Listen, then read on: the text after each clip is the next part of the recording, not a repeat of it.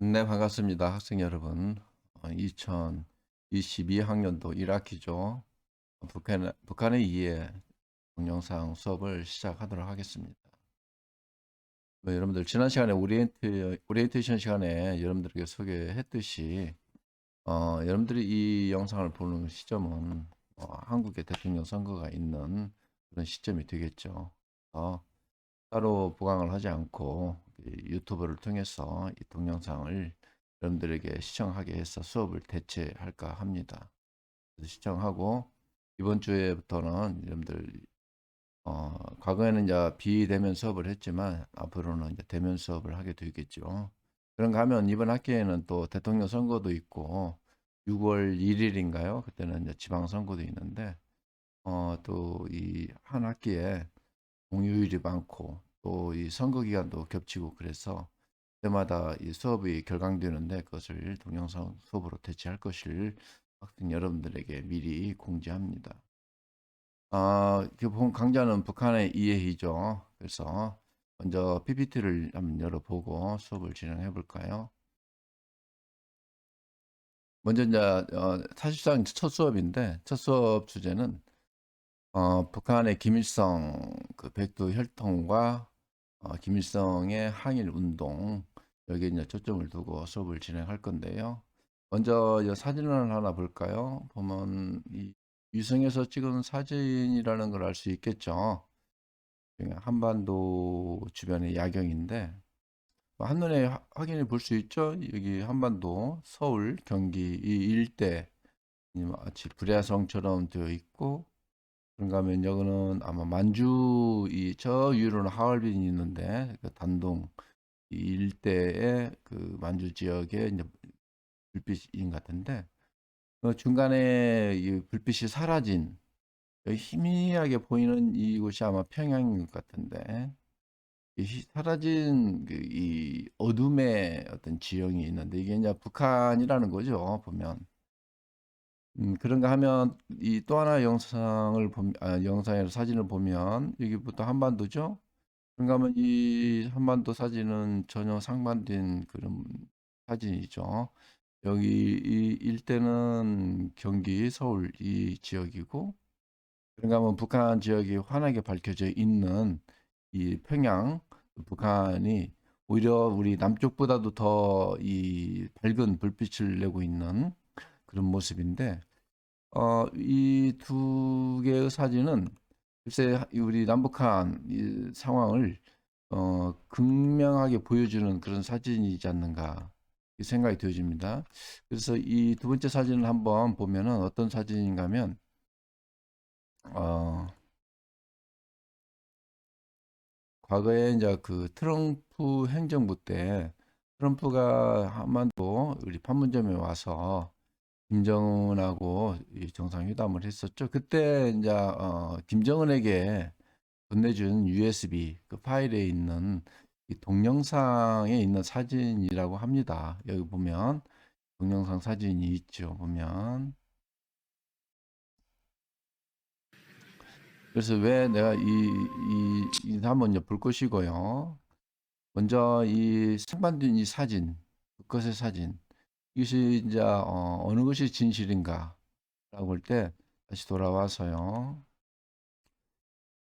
사실은 이 사진은 우리가 좀 오해하기 쉬운데 이제 북한이 이렇게 뭐 이 전기가 없나 뭐 전력량이 심각한가 사실은 어느 정도 북한은 전력량이 심각한 건 사실입니다. 근데 뭐 이렇게 뭐 어둠에 그냥 지형처럼 이렇게 그냥 전력이 없는 그런 곳은 아니라고 하고 그리고 이제 그래서 이 사진은 사실 그 이 과거에 그 한미 연합사가 이제 우리 키 리졸브 합동 훈련을 하게 되면은 뭐 그런 합동 훈련을 하게 되면 북한은 완전 전시 체제로 돌입하고 방공 태세를 갖추고 모든 지역에 이제 불을 소등해서 우리도 이제 과거에 그런 경험이 있죠. 뭐 이제 민방위 훈련 같은 거 하게 된다든지 이제 북한이 이제 침공하게 된다고 할 때는 이제 밤에 전 지역을 소등하고 이제 그이 방공 훈련을 했던 그런 경험이 있는 것처럼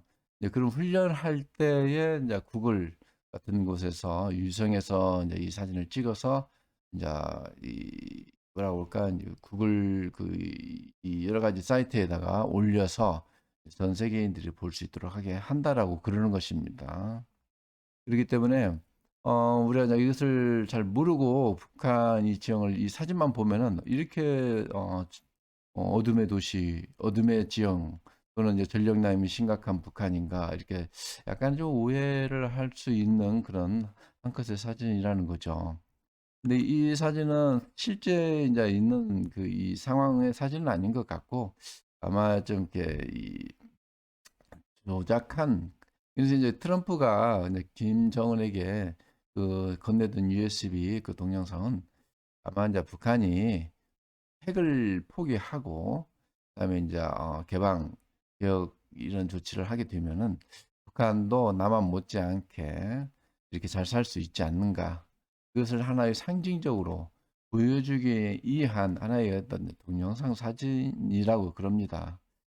이 두 사진은 아예 좀 뭐랄까 상반되고 대조적인 그런 모습을 보여주고 있습니다. 즉 우리가 북한을 어느 각도에서 볼 것인가, 어느 어떤 관점에서 볼 것인가에 대해서 아주 극명하게 나타나요. 그래서 우리가 사실은 북한을 이해하는 데 있어서는 크게 보면 한 두 가지의 관점에 있는 것 같아요.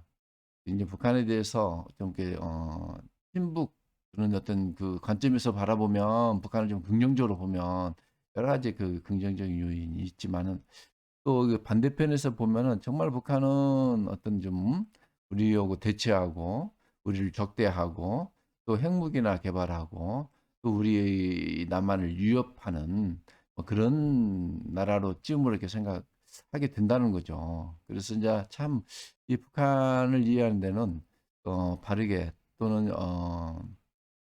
어떤 편견된 시각이 아닌 그런 관점에서 본다는 것이 쉽지는 않은 것 같아요. 이 사진은 여러분들 보면 이 평양이죠. 보면 평양의 야경이죠. 여기 보면 주체사상탑도 있고 뭐 여명의 거리도 있고 그러는데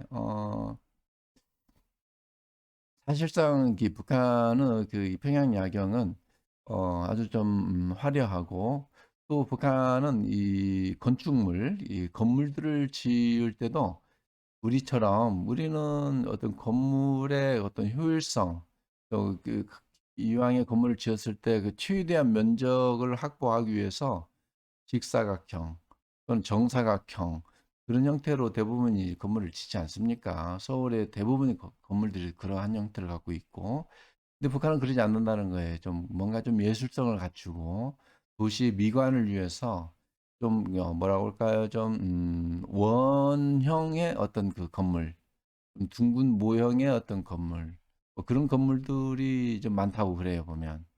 그래서 좀 이렇게 미적 어떤 감각을 살린 그런 도시 경관을 살리는 건축물을 많이 짓고 그렇게 짓다 보면 여러분들 다시는 공간 활용하는 것들은 조금 이제 떨어지죠 보면 여기 이제 뭐 정사각형으로 딱 각이 떨어지면은 가장 많은 면적을 사용할 수 있지만 그러지 못하는 경우는 좀 그 건물의 어떤 효용성이 좀 떨어지지 않는가. 그럼에도 불구하고 도시 미관이라든가 어떤 그 건축물의 미관을 살려서 짓는 그런 건물들이 많아요, 보면은.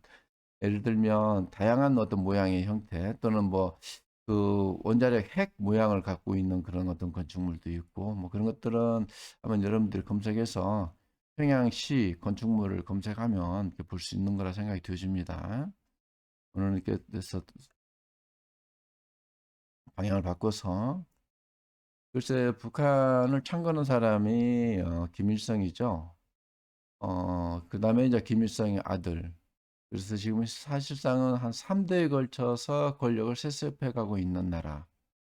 아마 이 동서고금을 통해서 이 3대에 걸쳐서 또 그 김일성의 아버지까지 한다면 4대에 걸쳐서 권력을 세습한다고 말할 수 있는 거죠. 그래서 4대에 걸쳐서 권력을 세습하고 지금 성공해 가고 있는 그런 나라가 있다면은 북한이 유일무이한 그런 나라이지 않는가. 물론 이제 권력을 세습하는 그런 나라들도 있죠. 근데 이 권력을 세습한다는 것은 왕조 체제에서는 당연히 권력을 세습하는 거죠, 보면. 뭐 아버지가 왕이라면 그 자식이 왕위를 물려받는 건 당연하지만 북한은 왕조가 아니죠, 보면. 공화국이죠.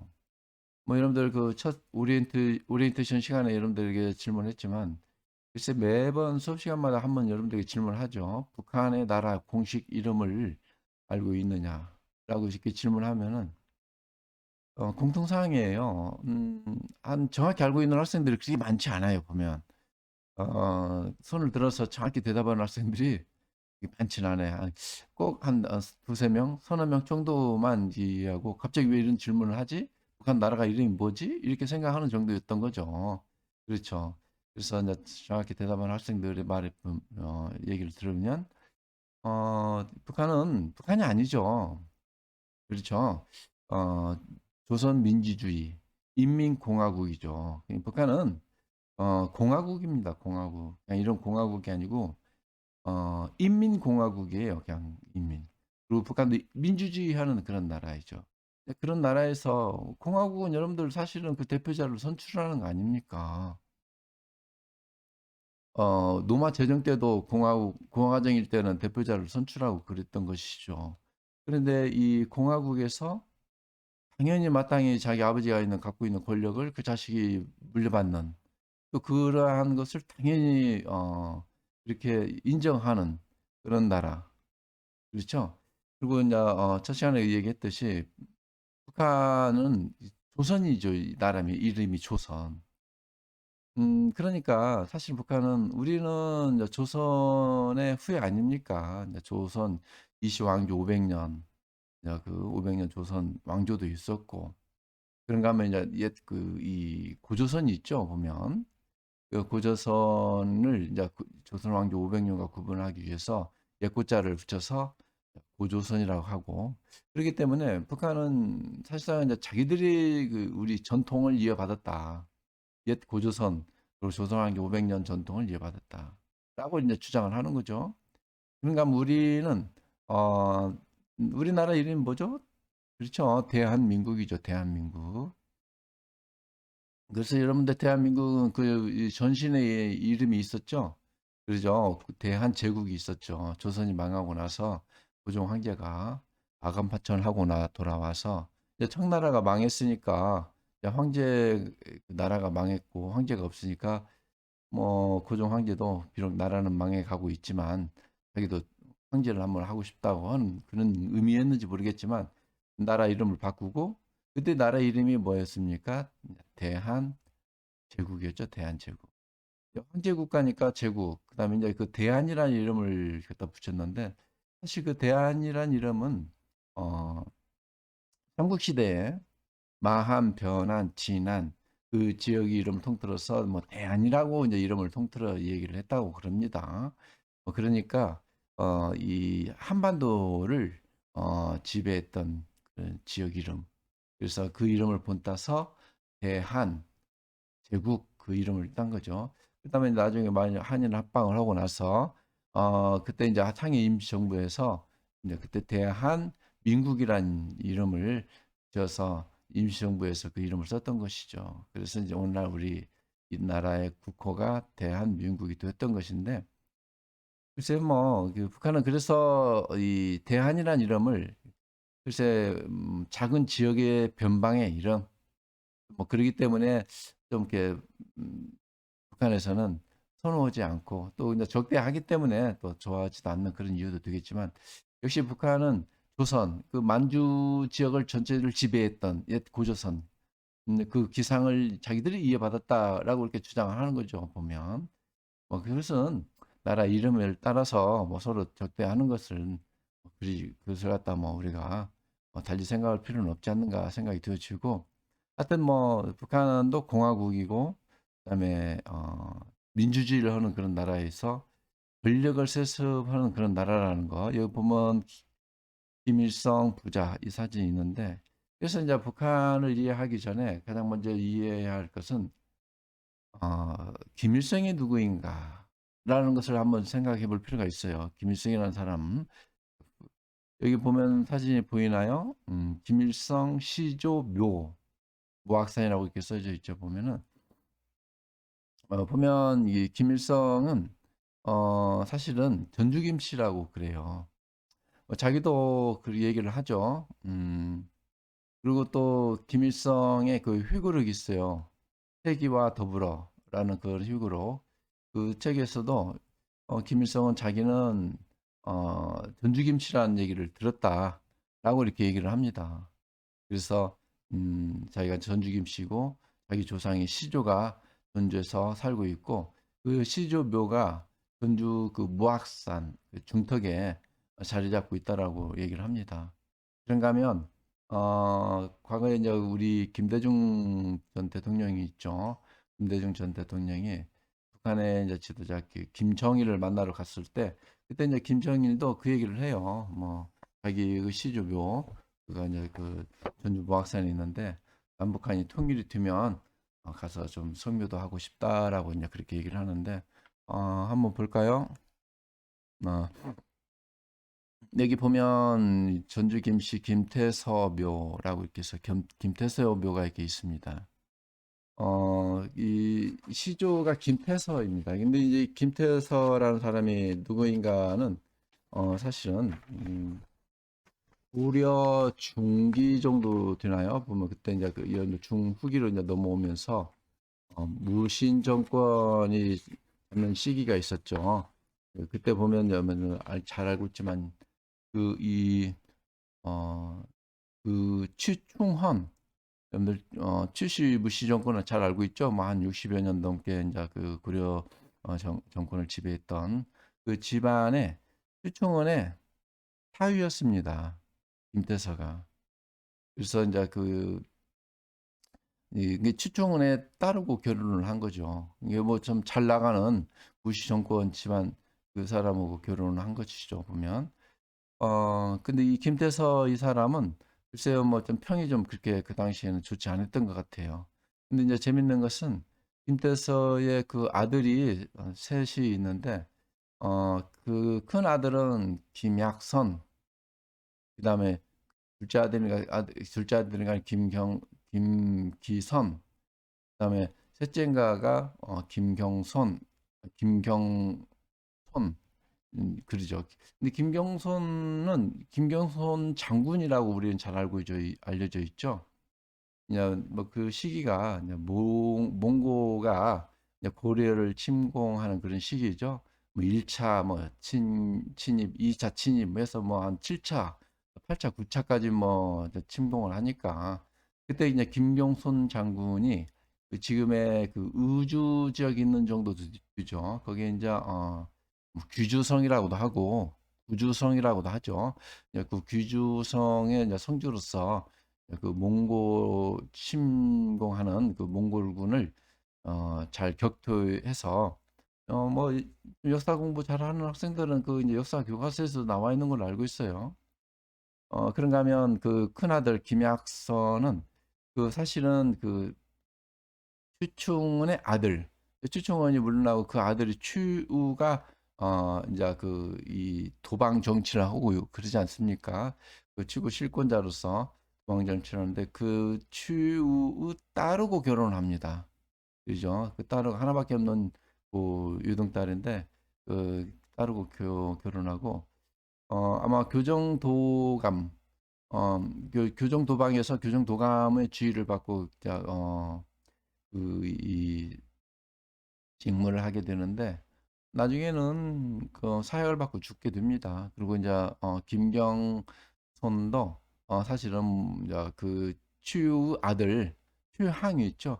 추항에 의해서 죽음을 맞이하게 되는데 하여튼 뭐 그렇게 되어 있습니다. 그래서 이제 이 김태선은 좀 그 당시에는 좀 지역민들 주변 사람들에게 굉장히 좀 악행을 좀 많이 하고 그랬지만 그 자식들은 뭐라고 할까 좀 역사에 남는 그런 기록을 했고 특히 근데 재밌는 것은 지금 김일성의 그 시조가 김태세라는 걸 알고 있지만 그 셋 중에 아들 누구의 이제 자식인가는 자손인가는 잘 모르겠어요 보면 정확히 이제 그 문헌을 좀 살펴봤는데 그것까지는 좀 잘 내가 잘 모르는 부분이고 여기 보면 한자로 있죠 군부인 해주 출씨 부자 이렇게 해서 해주 출시였나 봅니다. 그래서 이제 그 김태서의 그 부인의 묘비가 이렇게 돼 있죠. 여기 보면 전주 김씨, 전주 군, 그다음에 여기 보면 김태서, 뭐 지묘, 뭐 이렇게 해서 이름이 써져 있죠 보면. 그래서 이제 이게 이제 전주 모악산 그 지형에 아주 좋아요. 그 보면 구이 저수지가 바라보이는 그 중턱에 아주 자리 잡고 있는데 뭐 송간호의 뭐 커터의 그 책을 보면은 명당짜리라고 합니다. 그 뭐 왕터라고도 하고 뭐 그래서 나중에 뭐 후손이 일종의 왕 뭐 김일성 이제 왕으로 생각한다면은 왕터가 되지 않는가 이렇게 생각이 되어지는 거죠 보면 뭐 이쯤 하고요. 그래서 이 이제 조선 말기까지는 이제 그 모악산 그 전락에서 그 이제 터를 잡고 그 조상 대대로 살아왔다가 이제 여기 보면 이 선조 그 김계상일 때 사실은 이제 북한으로 어, 지금의 이제 함흥 그 일대로 이제 이주를 하게 됩니다.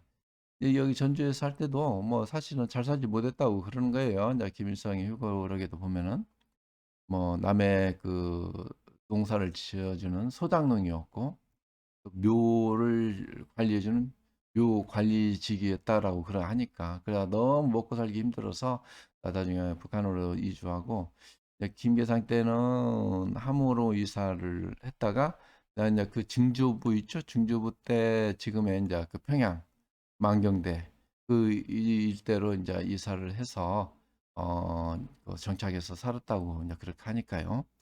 근데 이제 뭐 김일성 휴거에도 그런 얘기를 하는데 그 자기 징조부 때 보면은 이제 망경대 살면서 그때 이제 있죠. 이제 미국의 제너럴 셔머노가 이제 뭐 강화도에 침공해서 이제 우리가 격투를 하니까 더 올라가서 대동강으로 거기에서 들어가서 침략을 하다가 대동강 그 이제 군민들이죠. 이제에서 격침 당하는 그런 이제 사건이 있는데 그때 이제 뭐 자기 조상 그 할아버지가 거기서 이제 뭐 셔먼을 격침시키는데 뭐 반미 투쟁을 앞서서 했다고 뭐 그렇게 주장하는데 글쎄 모르겠어요. 뭐 그것이 이제 진짜 문헌에 있는 건지 모르겠지만 뭐 했다고 하니까 뭐 하여튼 뭐 그때 뭐 그 평양 여러 이제 군민들 또는 인민들 다 나와서 이제 뭐 어, 미제국주의에 대해서 뭐 굉장히 어, 전투를 했지 않았을까 이렇게 생각이 들죠. 이 사진을 보면은 이제 자기 할아버지 김보연이 있고, 근데 재밌는 것은 여기 김형직 있죠. 보면 김형직과 그 강반석, 그 김형직과 강반석 사이에서 태어난 게 여기 보면 사실은 이제 김성주라고 이름이 써져 있죠. 이게 김일성의 이름은 처음에는 그 김성주였어요. 이제 자기 아버지 김형직, 김형직에 대해서 조금 얘기를 해야 하는데, 이제 김형직은 그 당시에 조금 글쎄 근대 교육을 받은, 그 당시에 이제 그 평양에 있는 숭실중학교를 졸업할 정도였으니까, 그 당시는 뭐, 지금처럼 뭐, 지금 중학교와는 좀 달라요. 뭐, 중학교, 고등학교, 대학교 있는 그런 체계가 아니고, 아마 중학교 다음에 이제 뭐 대학교였겠죠. 소학교, 중학교, 뭐 대학교. 근데 뭐 그 당시에는 이제 대학교가 있었겠습니까? 아마 중학교 정도면 최고의 학부를 나오는 정도였을 거고, 그때 중학교는 뭐 한 5년제도 들고 뭐 그랬던 것 같아요. 6년제도 들고. 그래서 이제 그거 나와가지고, 이제 일찍이 이제 좀 신교육을 받았던 선각자라고 말할 수 있겠죠. 그래서 나중에는 이제 학교 선생을 하게 됩니다. 그 학교 이름이 순화학교에서 교직을 좀 담당하고 교편 생활을 했던 거죠, 보면. 그다음에 이제 명신학교에서 또 학교 생활을 하기도 했죠, 보면.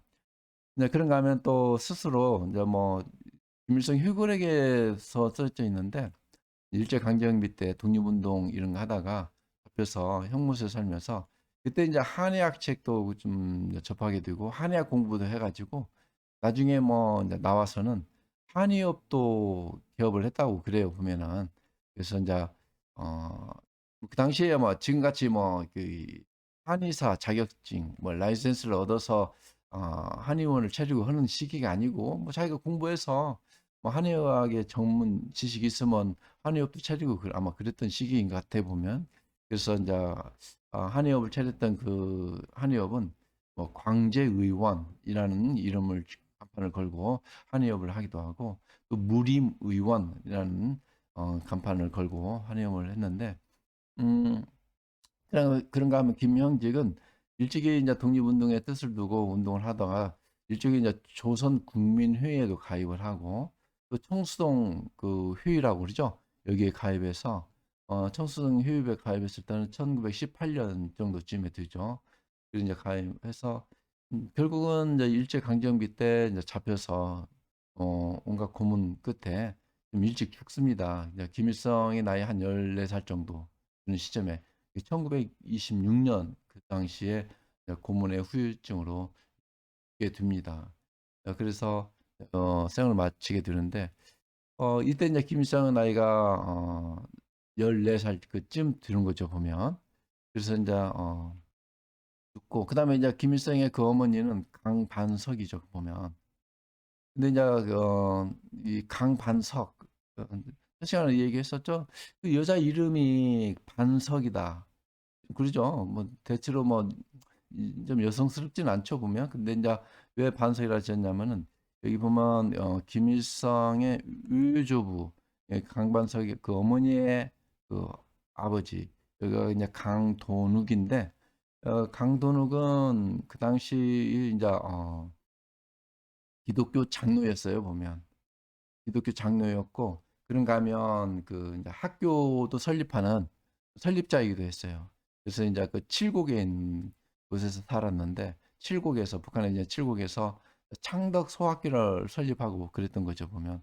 그리고 이제 교감으로도 재임을 하고 그런가 하면 기독교 장로 칠곡 교회의 이제 장로로 있고 나중에 그 칠곡 교회는 자기 아들에게 이제 물려주죠. 여기 보면 강진석 근데 석자 돌림 같아요. 강반석, 강진석. 그래서 그 자식에게 이제 그걸 뭐라 할까 교회를 담임하게 하고 뭐 그러는 거죠 보면. 다시 돌아와서 그래서 이 반석이라는 이름은 성경에도 나오죠. 뭐면 그 베드로가 예수께 신앙 고백을 하면서 그러죠. 할 때 이제 그 예수가 반석 위에 교회를 짓고 신앙 고백을 하라고 이제 뭐 그런 내용이 성경 말씀에도 있듯이. 그래서 이제 철저히 아마 기독교 집안이에요 보면 그 김일성의 그 어머니 집안은. 그래서 김일성도 휴거하기를 한 본인의 나이 7, 8살쯤에 자기 어머니를 따라서 예배당에 가서 예배도 보고 그랬는데 자기는 이제 그런 생각을 했다는 거죠. 뭐 나라를 빼앗겼는데 예배를 보면서 하나님께 기도만 한다 해서 나라가 되찾아지겠는가. 또 그리고 실제 뭐 이제 대화하는 내용도 보면 자기 어머니한테 그런 질문을 해요. 진짜 하나님을 믿느냐? 하나님이 계시는 걸 믿느냐? 그렇게 물어보니까 자기 어머니가 강반석이죠. 이렇게 대답을 했다고 그래요. 꼭 믿어서라기보다도 이제 생활이 힘들고 그러니까 그 유일하게 쉴 수 있는 시간이 예배당에 와서 이제 기도하는 시간이 쉬는 시간이라서 나와 이 시간에 와서 쉬고자 하는 그런 시간을 갖고자 하기 때문에 예배당에 오는 것이다라고 이렇게 대답을 하는데 사실은 이 김일성의 어머니 강반석은 그 당시 식구가 한 뭐 김일성이 말하기를 자기 식구가 한 12명 정도 됐다고 하니까 뭐 자기 아버지의 형제들도 같이 살아야 하고 또 보면 여기 자기 조부 있죠? 김보현이라고 할아버지 할머니도 모셔야 하고 또 이 김일성도 형제가 좀 있죠. 많이 있죠. 뭐 한 뭐 6남매인가? 뭐 이렇게 좀 되는 그런 형제들이 있는데 그 형제들도 또 다 건재해야 하고 뭐 그러다 보니까 한 12 식구를 건재하다 보니까 정말로 어렵게 살림을 하고 힘들게 살림을 하기 때문에 좀 쉬기 위해서 예배당을 갔다라고 뭐 그렇게 얘기하는데 모르겠습니다. 여기서 보면은 이 강돈욱, 특히 강진석 또는 이제 강반석. 근데 사실은 이 자기 유삼촌이죠. 유삼촌들도 교육 목회하면서 항일 독립 운동을 하다가 결국은 또 잡혀서 고문 끝에 결국은 일찍 죽기도 하고 그러죠. 여기 보면 자기 김일성의 김형권이 여기 보면 숙부죠. 근데 김형권도 항일 독립 운동을 하다가 함흥 그 지방 법원에서 사실은 재판을 받고 징역형을 사는데 나중에 이제 형은 어디서 사냐면 그 서울에 있는 마포 경찰서에서 형을 살다가 1931년인가요? 1936년에 결국은 사망을 합니다. 그러니까 이제 31년에 지방 법원에서 재판을 받고 거의 뭐 한 4년 살았는데 형기를 다 마치기 전에 이제 고문을 받고 그 형기를 살다 보니까 건강이 악화되어서 마포 경찰서에서 형기를 마치지 못하고 결국은 죽게 되죠. 그래서 이제 죽었는데 이제 그 자기 이제 형 아버지 그쪽으로 이제 전보가 오죠. 사망했다고. 그래서 이제 시신을 수급해 가라고 하는데 이제 김일성이 휴거하기는 돈이 없어서 그때 이제 수급을 회수하려면은 이제 한 2원 정도가 필요했는데 그 돈이 없어서 회수를 못 하고 그런가 하면 이제 그렇게 되면 마포 경찰서에서는 이제 거기에서 바로 이제 그 시신을 처리하는 그런 이제 사건이 있었던 것이라고 이제 소개를 합니다. 보면 어, 어. 여기 보면 칠곡교회라고 이렇게 되어 있죠. 이게 이제 칠곡교회 뭐 이제 목교들 하는 사람들도 있고 예배 보는 곳도 있고 이게 이제 이 칠곡교회는 북에서도 굉장히 좀 뭐라 그럴까 상징적인 그런 의미가 있어요. 그리고 이제 북에서도 좀 종교를 그렇게 박해하진 않아요. 보면 기독교 집안이고 그러다 보니까 그래서 이제 개인적으로 이 김일성의 그 집안을 보면은 이런 생각은 들죠. 자기 아버지도 결국은 독립운동을 하다가 잡혀서 온갖 고문을 받고 뭐 그러다 보니까 이제 죽음에 일찍 이르게 되고 자기 이제 숙부죠. 숙부도 정말로 형도 마치지 못하고 마포 결정에서 죽게 되고 또 자기 유숙도 결국은 일제 강점기 때 이제 독립운동 하다가 고문 후유증으로 일찍 죽게 되고 뭐 그런 또 본인도 결국은 또 이제 독립운동에 일찍 가담을 하게 되죠. 그래서 이제 그런 계기가 되어서 김일성은 그 어린 나이에 이 독립운동을 해야겠다는 그런 의식이 좀 일찍 트이지 않았는가. 또 그리고 자기 아버지의 영향을 좀 많이 받아요. 자기가 어렸을 때도 항상 독립운동을 하던 사람들이 자기 집을 오고 그랬다는 거죠. 근데 이제 자기 아버지 김영직이 학교 선생도 했지만은 한의업을 했다고 그랬죠. 한의업을 하게 된 것이 참 다행이었다고 이렇게 말하는 것이 이렇게 말해요. 김일성은 한의업을 하다 보니까 독립운동가들을 자연스럽게 만날 수 있는 그런 접촉의 장소가 될 수도 있었다고. 뭐 환자를 가장해서 뭐 이게 뭐 의원을 찾아오는 것이라 기점에서 서로 이제 독립운동에 대해서 얘기도 하고 또 이제 환자처럼 하고 너 돌아갈 때는 일제의 감시에 눈을 좀 피할 수도 있었다라고 이제 김일성은 얘기를 하는 거 보니까 그런가 하면 이제 자기가 어렸을 때 김일성이는 자기 숙부죠. 삼촌하고 자기 아버지하고 독립에 대해서 얘기를 하는 것도 있고 이제 권총을 그때 이제 갖고 와서 이제 그 벨기에산 그 권총인데 그 리볼버 권총을 갖고 와서 서로 분해도 하고 또 이제 조립도 하는 그런 모습을 보여주고 그냥 결국은 아버지 김영직이 그 리볼버 권총 벨기에산 권총 두 자루를 소지하다가 죽을 즈음에 이제 김일성에게 그 권총 두 자루를 상징적으로 물려줍니다. 사실은 이제 그렇게 말을 했다는 거예요. 자기 어머니한테 이 권총 두 자루를 나중에 김일성이 크면 물려주라고. 뭐 김일성이 14살 때 뭐 사실은 김형직은 죽으니까. 그래서 사실 이 권총 두 자루 이것은 북에서는 굉장히 상징적인 의미가 있어요.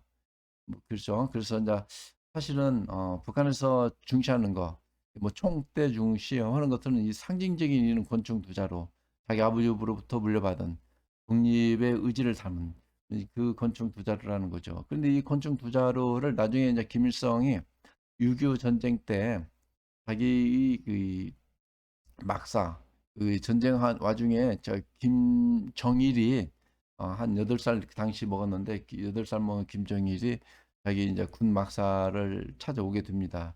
그래서 이제 그때 찾아오게 됐을 때 김정일에게 또 한 자루를 물려주었다고 그래요 보면.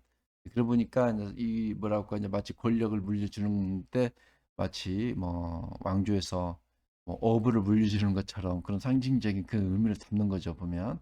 그래서 이제 서로 이제 그 물려주는 그 이 권총 뭐 그렇게도 이제 나중에 얘기를 해요. 그때부터 이제 김일성은 그 독립의 뜻을 두고 어 학교를 다니고 그다음 학교를 졸업 못하고 나중에 이제 그 유격대 생활을 하게 되는 거죠.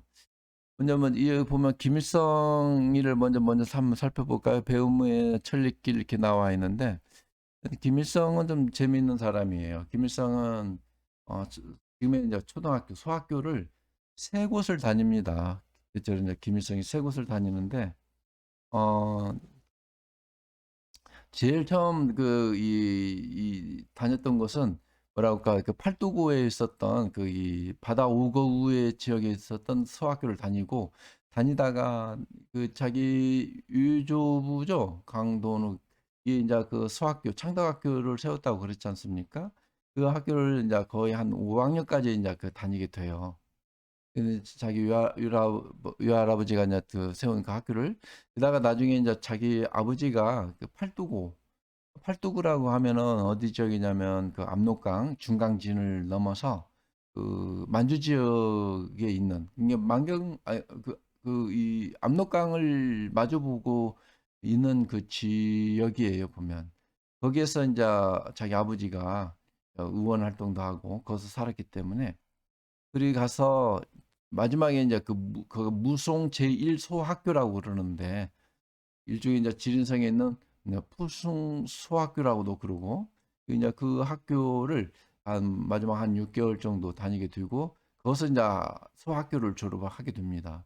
그래서 김일성은 어렸을 때부터 그 뭐라고 할까 중국어를 잘했다고 그래요 보면.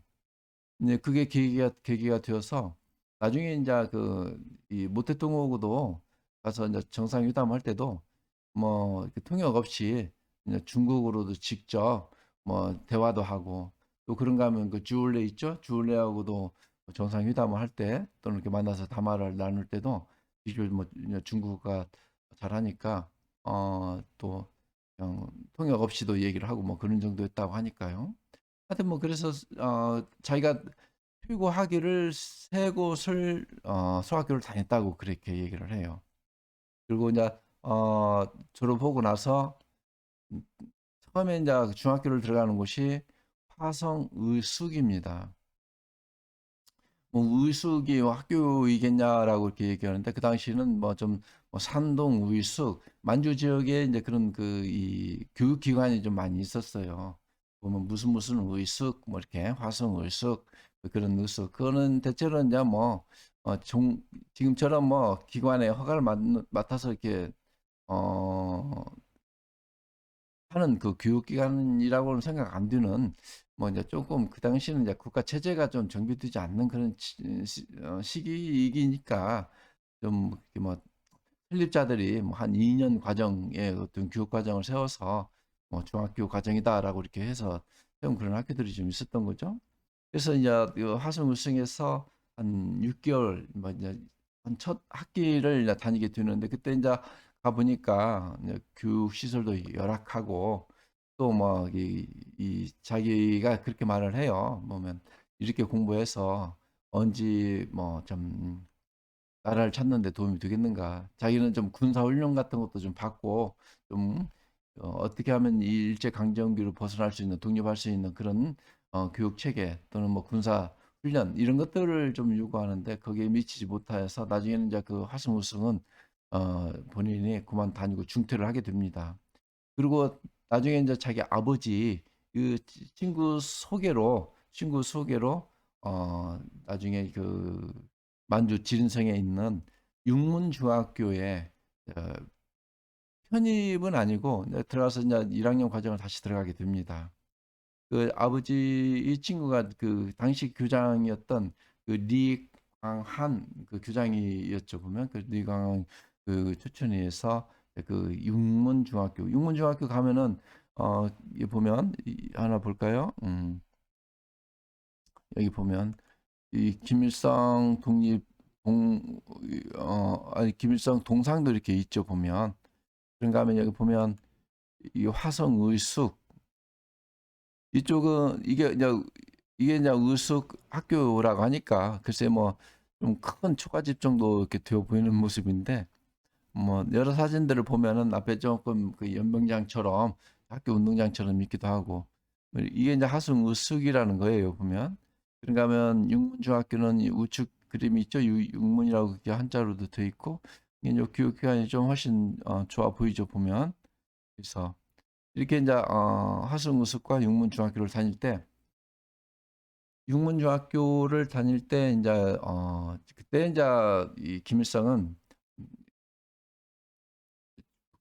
중국의 베이징의 베이징 대학의 북경대학이죠. 북경대학의 영문학부를 졸업한 상월 선생을 만나게 되고 또 거기에서 이제 뭐 일종의 이제 그 사회주의, 공산주의 사상을 접하게 되고 그런가 하면 이제 뭐 고리끼가 지은 어머니라는 책도 읽게 되고 또 그런가 하면 또 이제 그 박도심이라는 또 이 선생님이었겠죠. 그런 사람들이 공산주의 운동가들이 자본론에 대해서 또 그 책도 또 받게 되고 그래서 자본론에 대해서 읽게 되고 뭐 그랬다라는 거에 보면 그래서 이제 그때부터 본격적으로 공산주의 사상을 접하게 되었다라고 이제 김일성은 회고를 합니다. 그래서 이제 본인이 이제 2학년 때 이제 다닐 때 소년 동맹, 소년 새날 동맹 뭐 이런 결성하게 됩니다. 이게 계기가 되어서 사실은 당시 이제 그 만주 지역에 있는 군벌 당국, 그 군벌 당국에 결국은 체포되어서 옥고를 치르게 됩니다. 근데 그 옥고를 치르는 것도 국내에 있는 여러 문헌들을 보면은 글쎄 뭐 한 1개월, 2개월 정도도 안 되는 기간을 옥고를 치렀다고 하지만은 김일성은 여기서 거의 한 6개월 넘게 옥고를 치렀다고 회고를 하죠. 그래서 이 옥고를 치르고 나서 자연히 이제 불운 단체에 가입했다는 이유로 육문중학교에서는 휴학을 당하고 김일성은 이제 학력이 그게 전부예요 보면. 그러고 나서 이제 다시 본인의 나이 그때 한 뭐 16, 17 정도 됐겠죠. 그러고 나서 이제 본격적으로 독립운동을 해야겠다고 하면서 항일 6.26대에 가입하는 그런 시기가 본인의 나이 한 19살 그 시점에 이제 본격적인 항일 독립운동을 어, 하게 됩니다. 근데 이제 사실은 이 군벌 당국에 체포될 때 그 면목이 뭐냐면 반동 교원들이 동맹 휴학을 했다는 거. 그때 이제 그 새날 소년 동맹, 새날 그 이 소년 그 뭐랄까 이 동맹, 이 새날이라는 의미가 있죠. 그 명칭이 이게 우리 보면 과거에 그 민주화 운동 그 노래에 보면 새날이 오면 뭐 그런 노래가 있죠. 보면 그런가 하면 광주 민주화 그 행사할 때 보면은 뭐 합창은 되고 재창은 안 되고 할 때 뭐 왜 그런 논의가 있냐면 그 이 새날이라는 그 이 민주화 운동에 그 용어가 들어있기 때문에 그렇다는 거예요. 그래서 이런 용어를 우리 남쪽에서는 김일성이 지은 새날 소년동맹 이것이 이제 연관이 되었고 같은 의미 있지 않는가 뭐 관련도 있지 않느냐고 이렇게 하는데 그래서 뭐 또 합창은 되고 재창은 안 되고 하는 그런 것까지 하는데 확대 해석하는데 참 이렇게 우리는 좀 북에서에서 여러 가지 김일성 행적 하나하나가 우리와 직간접적으로 이렇게 관계가 있다라는 거예요 보면. 그래서 사실은 이제 보면 여기서 이제 군벌 당국에 체포되어서 결국은 1900 26년, 31년에 이제 사실은 김일성이 이제 석방을 되는 거죠, 보면. 이것도 우리 국내에서는 뭐 그 기간을 좀 짧게 잡죠. 뭐 한 20일간, 한 달도 안 되는 기간에 투옥됐다. 또는 뭐 한 달, 두 달 정도밖에 안 됐다. 하지만 정확히 김일성은 6개월간 거기서 어, 투옥돼서 석방이 됐다라고 이제 김일성을 회고를 하는 겁니다. 그래서 이제 본격적으로 김일성이 항일 독립운동을 하는 시기가 1931년 그 이후가 되죠. 32년. 이 김일성의 나이 이제 거의 19, 20살 그때부터 북한의 김일성은 굉장히 항일 독립운동을 하게 돼요, 보면. 그래서 이제 거기서 만난 사람이 뭐 이제 이 차광수라든가 뭐 최창길이라든가 뭐 그 여러 개 항일 독립운동을 하는 그런 사람들이죠.